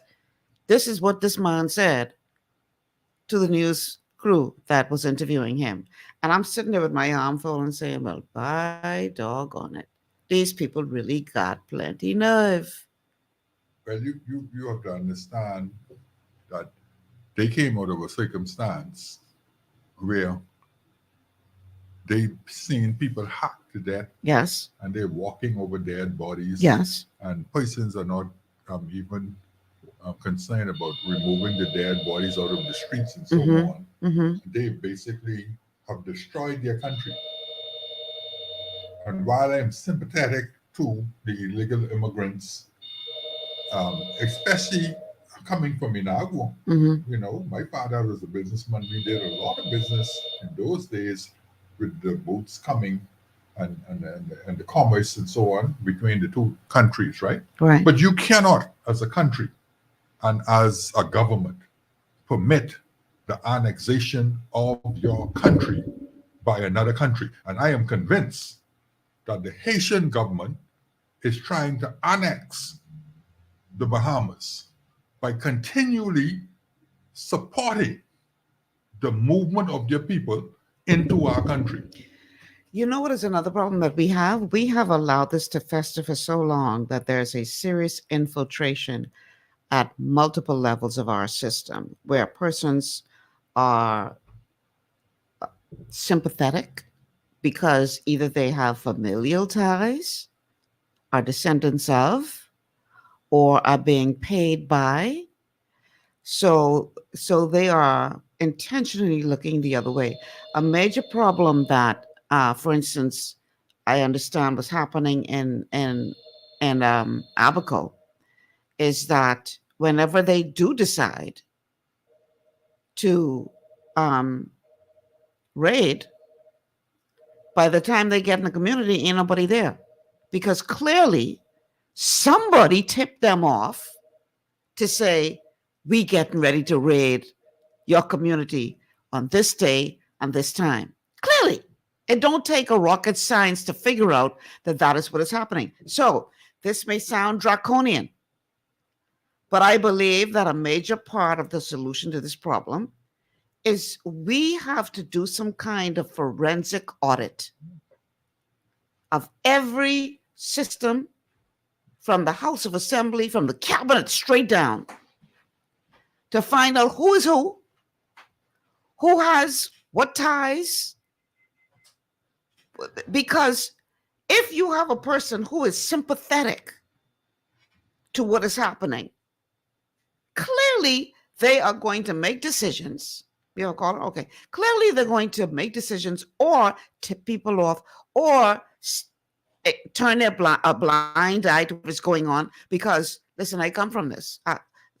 There was actually a member of parliament under the past administration who actually said, I come from this. Now, their last name didn't reflect that because another trick they have now is to change their last name. But we need to do some kind of audit to know who, where, what, how. The challenge. And then keep in mind, we have a call on the line. Okay, the challenge, quickly, the challenge that we have.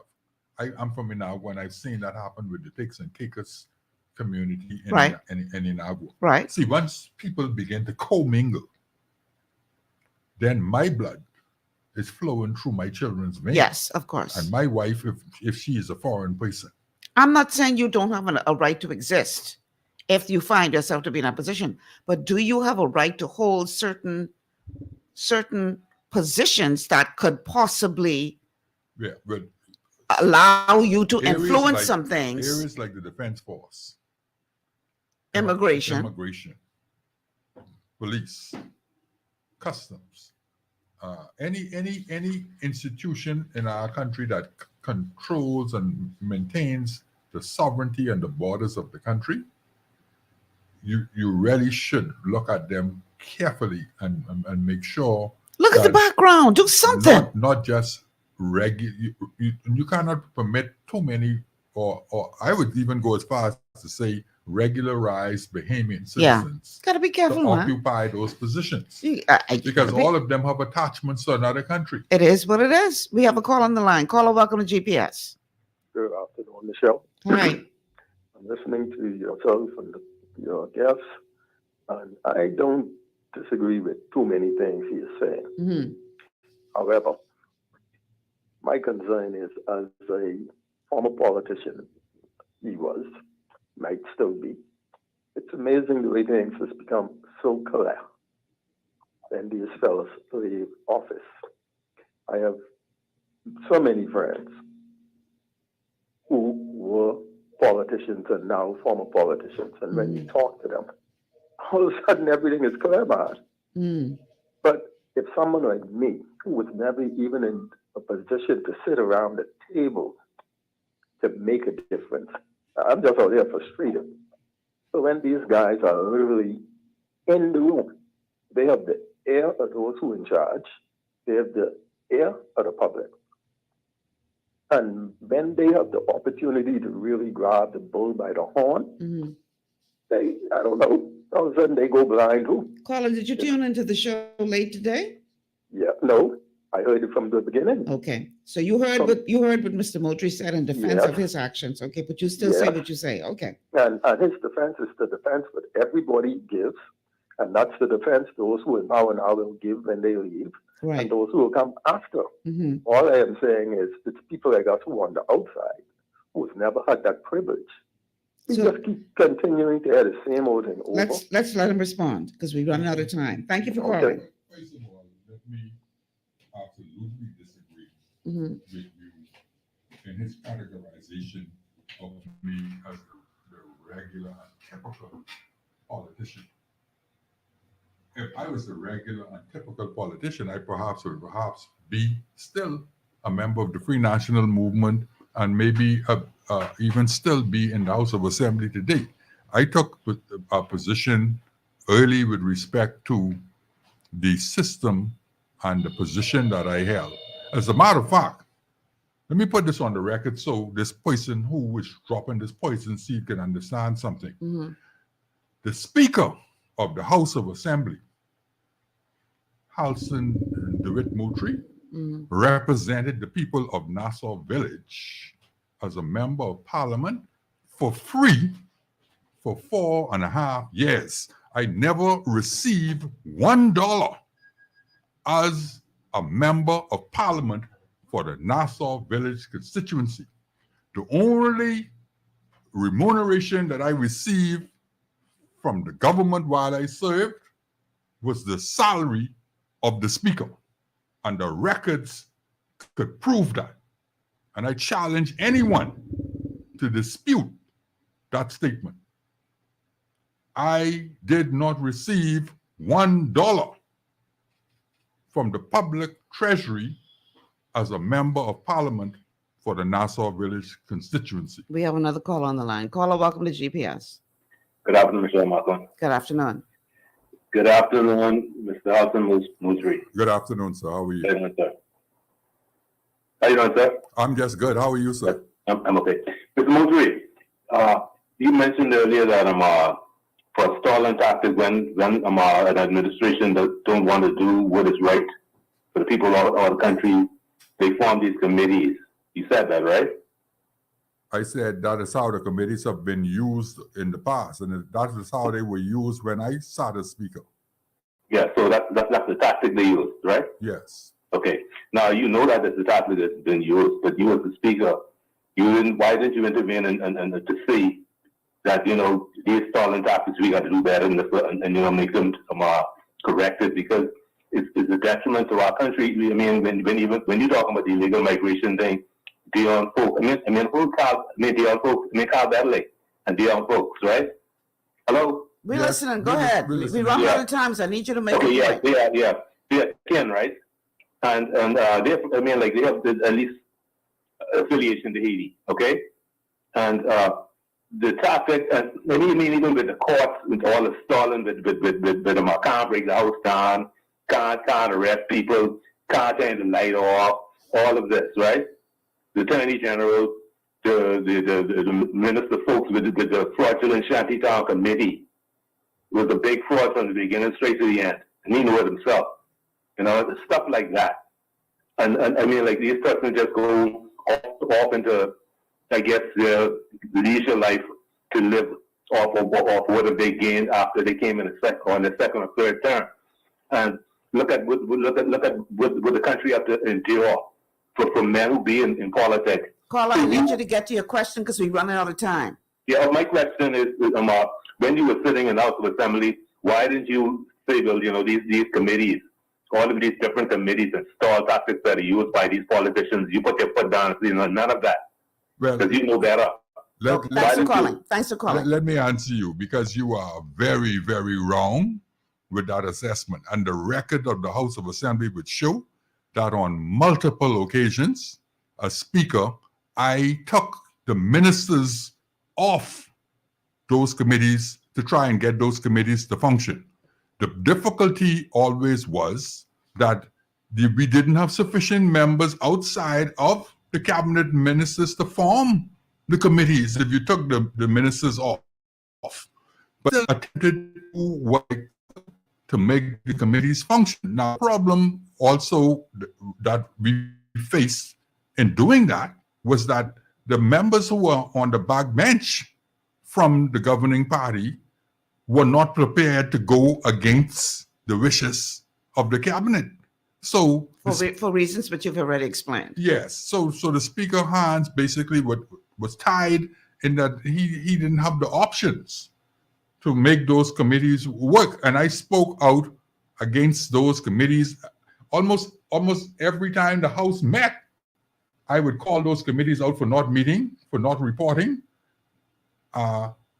Just check the records of the House of Assembly, and you would see that statement that is being attributed to the functions of the Speaker when I was Speaker is absolutely incorrect. We have a question, and this has to be the last one, coming in from our Facebook viewer Jillian saying, why did Hubert Minnis call a snap election? Why? Well, that's a good question for Hubert Minnis to understand, to answer, because I believe that's one of the reasons why he's no longer the leader of the Free National Movement to this day. I think it was just bad timing. Did he have a choice, though? He had no choice.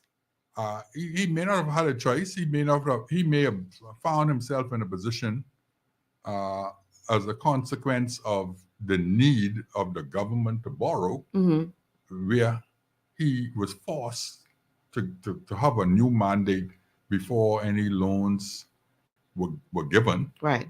He also could have felt that he was being significantly challenged in a way where he thought it would have been his best option to call the election early as opposed to going late. And I don't know if he anticipated that COVID, the pandemic, would have had the type of impact in terms of him not being able to get his supporters or the supporters of the Free National Movement to vote or to turn out and vote. But all of those, we could speculate about the reasons. But at the end of the day, the manifested result is that it was a terrible decision. Hindsight is 2020. All right, real quick. Lady Malcolm, I'm reading a text. Lady Malcolm, it's too late. An audit of the people is too late. Should have done that 25, 30 years ago. It's over. That war has been won by the next side. We can still do an audit, but we'll have to do many other things as well simultaneously. I agree with you 1,000%. I was not saying that the audit was the only thing that had to be done. I was saying that that is one of the things that has to be done. We have to take a quick break, and then when we come back, we're going to wrap this all up. Stay with us.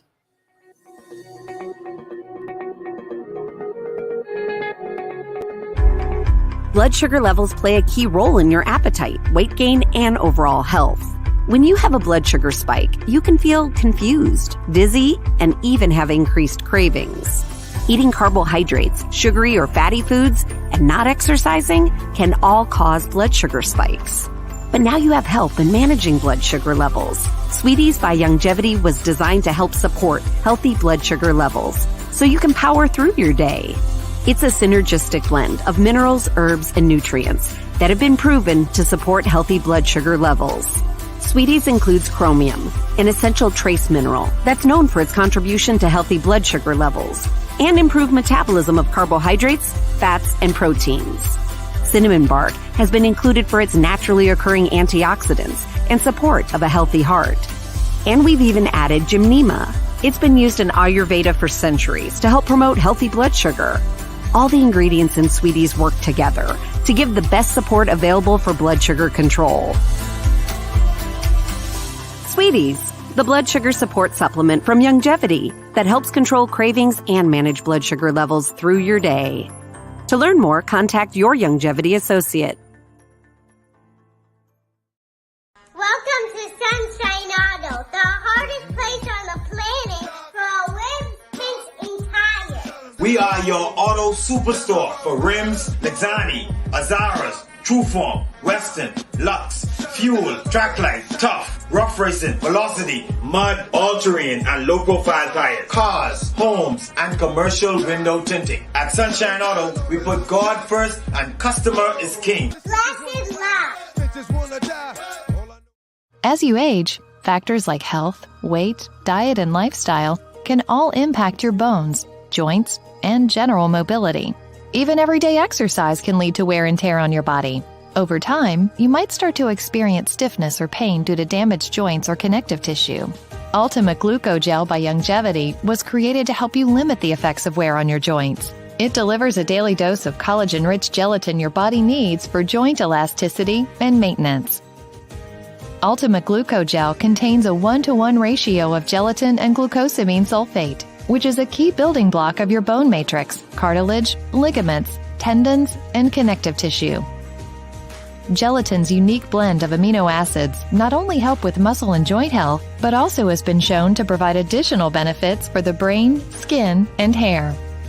Ultimate Glucogel. Natural, optimal daily support for joint health. To learn more, contact your Youngevity associate.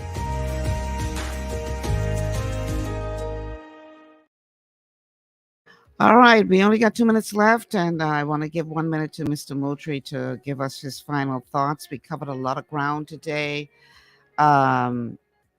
Still so much more to do, but you can't do it all in one show. So just give us a wrap up, Mr. Moultrie, of how do we go about changing these systems that have been holding us back for so long? Well, there's a global initiative now to have a global reset, and in the midst of that, we've had systems that are not functioning. So we are at a position now in our country where we have to be very, very careful, because the family structure is under attack. The economic structure is under attack, where forced inflation is occurring.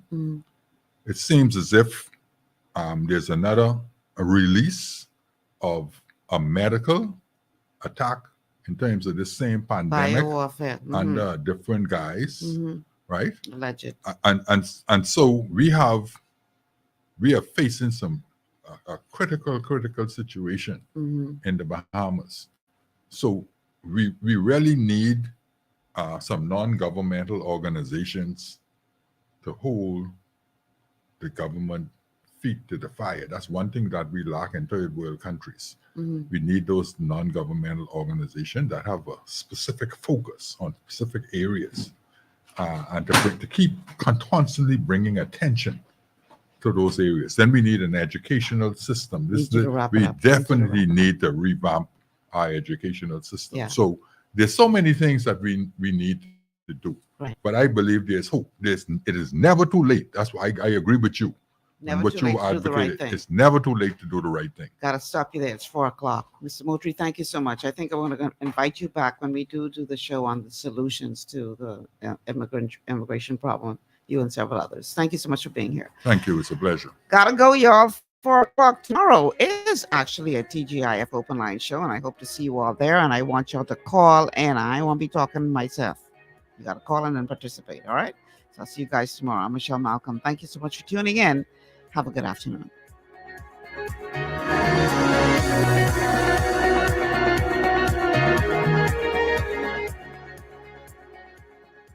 Global 99.5 FM reminds our listeners that the views and opinions expressed on this show are those of the host and guests and not necessarily the opinions of the owners of Global Communications Network and the operators of this radio station.